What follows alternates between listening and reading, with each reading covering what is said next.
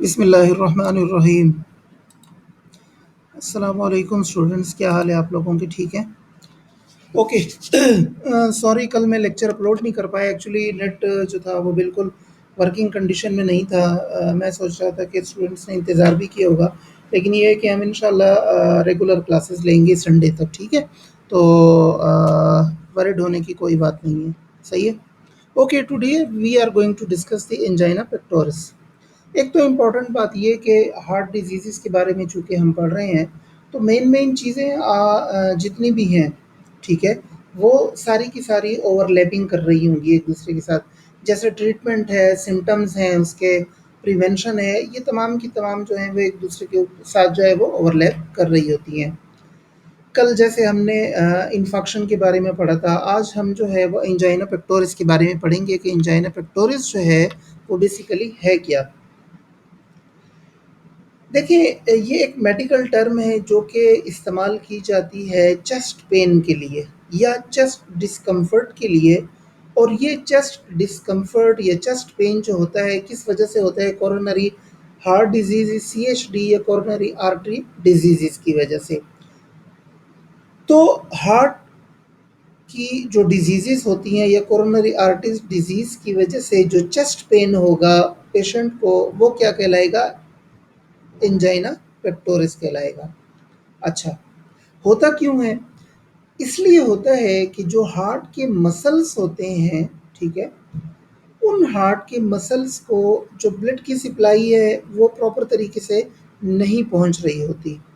जब ब्लड की supply proper तरीके से नहीं पहुंचती, तो इसका मतलब है कि उसको ऑक्सीजन भी प्रॉपर तरीके से नहीं पहुंच रहा होता। ठीक है, तो ऑक्सीजन और ब्लड की सप्लाई न होने की वजह से एंजाइना पेक्टोरिस जो होता है वो इस किस्म की कॉम्प्लिकेशन जो है वो जन्म लेती है। ठीक है, यानी आप ये भी कह लें सिंपल अल्फाज में कि इस्केमिक कंडीशन की वजह से। तो इस्कीमिया की वजह से, इस्केमिक कंडीशन की वजह से एंजाइना पेक्टोरिस की जो कॉम्प्लिकेशन है वो सामने आती है। अच्छा, ये इस वजह से भी हो सकती है कि जो हार्ट की जो आर्टरीज हैं वो या तो ब्लॉक हो जाती हैं, ये भी मैंने आपको बताया था कि ब्लॉक क्यों होती हैं, या फिर क्या होता है कि नैरो डाउन हो जाती हैं। और नैरो भी क्यों होती हैं? क्योंकि फैट्स के डिपॉजिट्स जो होती हैं वो वहाँ पर जमा हो जाती हैं, या फैट्स की डिपॉजिट जो है वो वहाँ पर होती हैं, जिसकी वजह से उनका जो ल्यूमेन है आर्टरीज का वो नैरो हो जाता है। ठीक है। अच्छा, जहाँ तक इसके प्रिविलेंस का ताल्लुक है, तो अमेरिका के अंदर अगर आप देखें तो 9.8 मिलियन लोगों के अंदर एंजाइना पेक्टोरिस होता है, और हर साल तकरीबन 5 लाख जो नए केसेस हैं वो भी सामने आ रहे होते हैं। तो अब आप इसकी प्रिविलेंस देख लें कि हर साल इसकी प्रिविलेंस जो होती है वो कितनी बढ़ रही होती है। अगर आप पाकिस्तान की स्टैटिस्टिक्स की बात करें, तो पाकिस्तान की स्टैटिस्टिक थोड़ी-सी जो है वो इससे मुख्तलिफ हैं।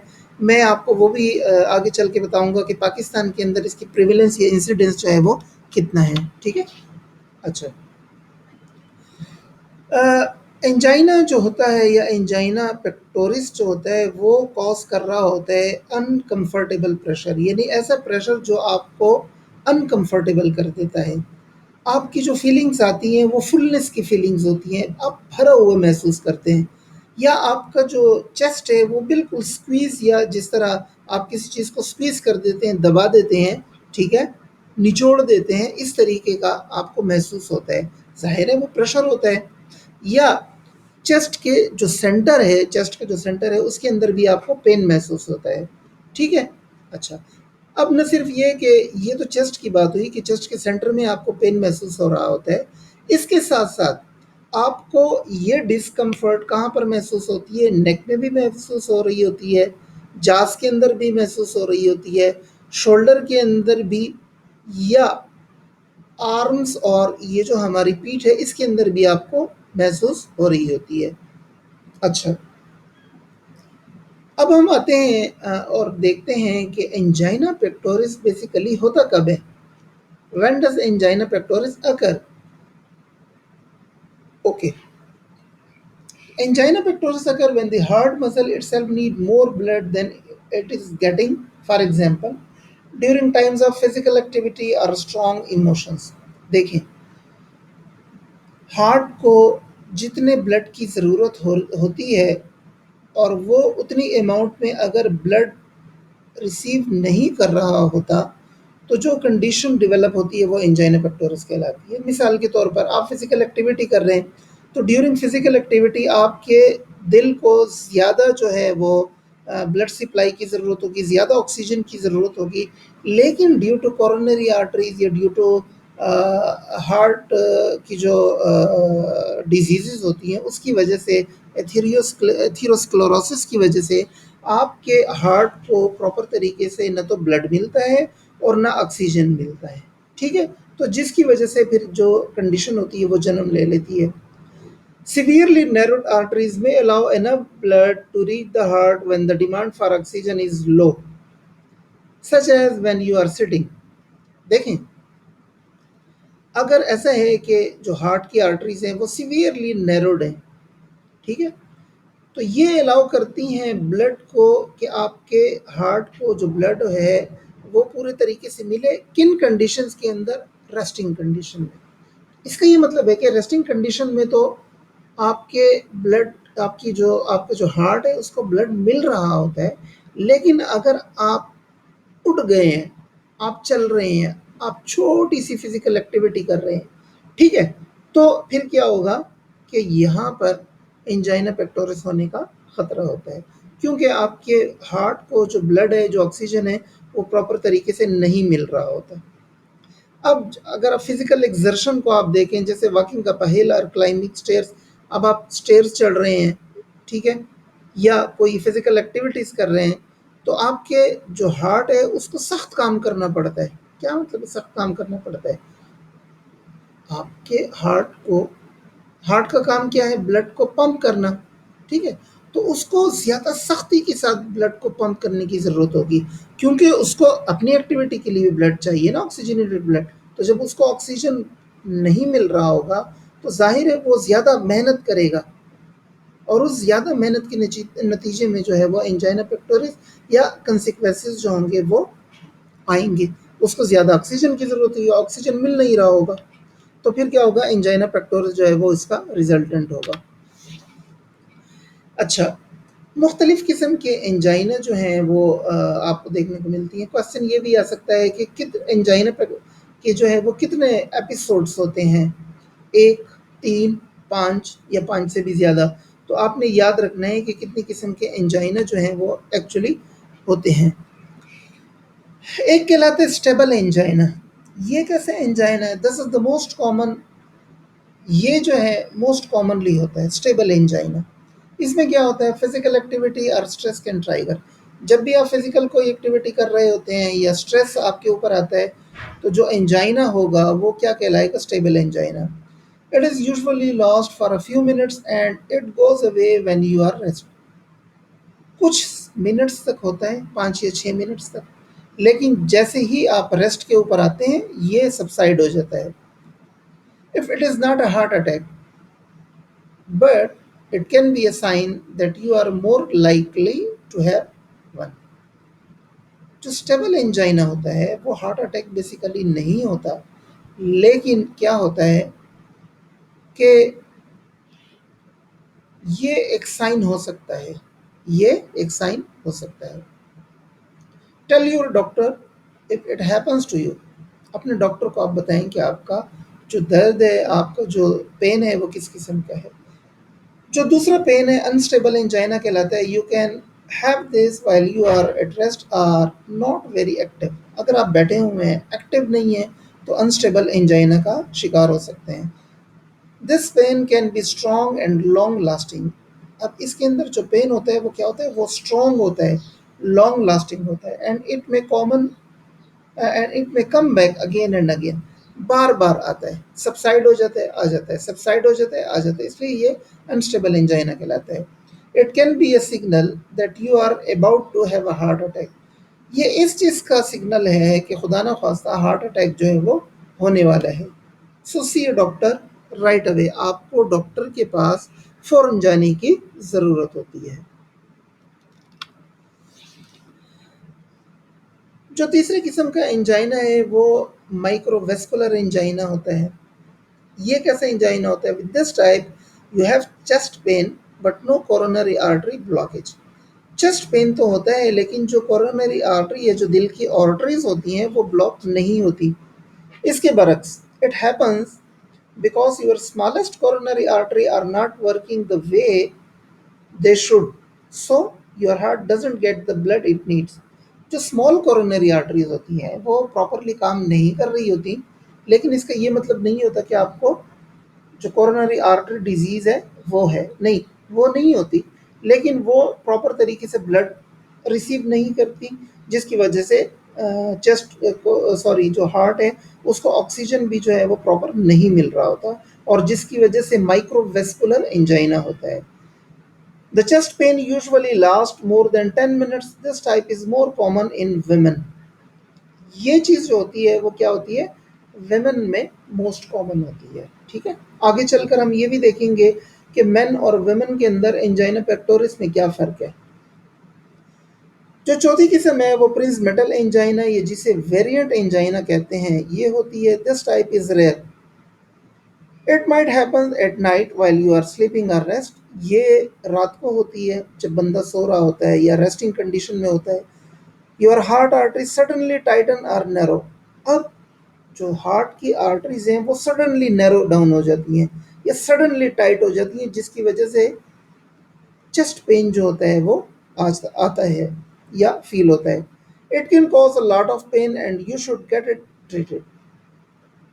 अगर आप अक्सर ऐसा महसूस कर रहे हैं कि सोए हुए होते हैं और अचानक से आपको जो है वो हार्ट पेन महसूस होना शुरू हो जाता है, तो उसमें आपने क्या करना है कि फ़ौरन ही अपने डॉक्टर को बताना है और इसकी ट्रीटमेंट लेनी है, और ये अक्सर होता है। ठीक है, यानी उन लोगों के अंदर जो पांचवी किस्म है वो एब्डोमिनल एंजाइना की है। Abdominal angina it is defined as the post prandial pain. खाने के बाद का पेन होता है। ठीक है, और किन लोगों के अंदर होता है? In individual who have mesenteric vascular occlusive disease के, जिसके अंदर ये जो मेसेंट्रिक वेस्कुलर वेसल्स होती हैं ये ऑक्लूड हो जाती हैं। आपको मैंने मेसेंट्रिक इस्कीमिया का बताया था ना, तो वो बेसिकली यही चीज़ होती है। तो मेसेंट्रिक इस्कीमिया होता है, या जो मेसेंट्रिक वेसल्स होती हैं वो ऑक्लूड हो जाती हैं, या इस किस्म की ऑक्लूजन उनके अंदर होती है, और वो जब खाना खाते हैं तो खाने के बाद तो डेफिनेटली चूँकि वर्कआउट करना पड़ता है, क्या कहते हैं उसे, स्मॉल इंटेस्टाइन को, और जो हमारा स्टोमक है उसको काम करना पड़ता है, तो उस वजह से उसका जो ब्लड फ्लो है ज़्यादा होना चाहिए, लेकिन चूँकि वहाँ पर ऑक्लूजन है तो जिसकी वजह से प्रॉपरली ब्लड जो है वो स्मॉल इंटेस्टाइन को या वेसल्स को नहीं मिल रहा होता, और ऑक्सीजन भी नहीं मिल रहा होता है, तो फिर क्या होता है कि वहाँ पर पेन होता है। ठीक है, ओके।